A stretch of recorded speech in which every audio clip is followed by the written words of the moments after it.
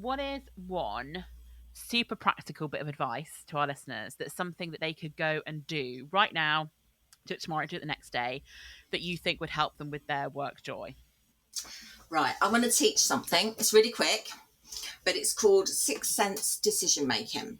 Okay, because a lot of the time I know that people get really caught up in overthinking, worrying, is this the right thing for me to do? Is that the right thing for me to do? And for me, this has been quite life changing because I was a massive worrier and overthinker. And I truly believe that we always have the answers within. And this is such a simple little technique because we just tune in, we ask ourselves a question. So we take a breath, and as we breathe out, we ask ourselves a question, and we look for a yes, no, or if it's a choice, we look for the choice between A or B. Okay, so let's say, for example, if I was saying to myself, is it right for me to come and do this podcast with Beth? So take a breath in.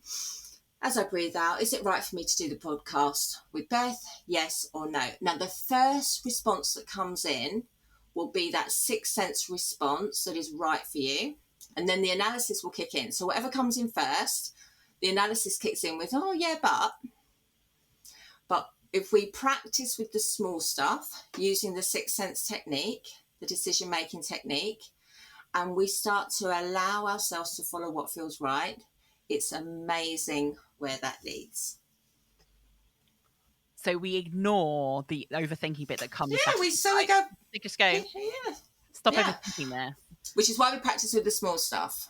Okay. Because then we start to trust it. Because how often, Beth, do people ignore that sixth sense and then afterwards go, oh, wish I'd listened.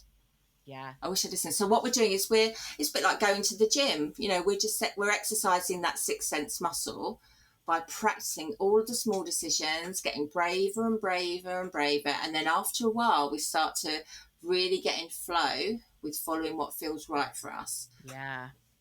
It's so interesting. I had a conversation with someone the other day where I was sitting there going, I knew, and I continued on with this thing because I thought, no, logically, I've answered like 12 different questions that this is the right thing. And then I was like, I knew it at the time. I don't know why I continued with it. There you It's go. really interesting. Oh, I'm going to practice that one. So, and also it's really easy to do, right? Yes. Yeah.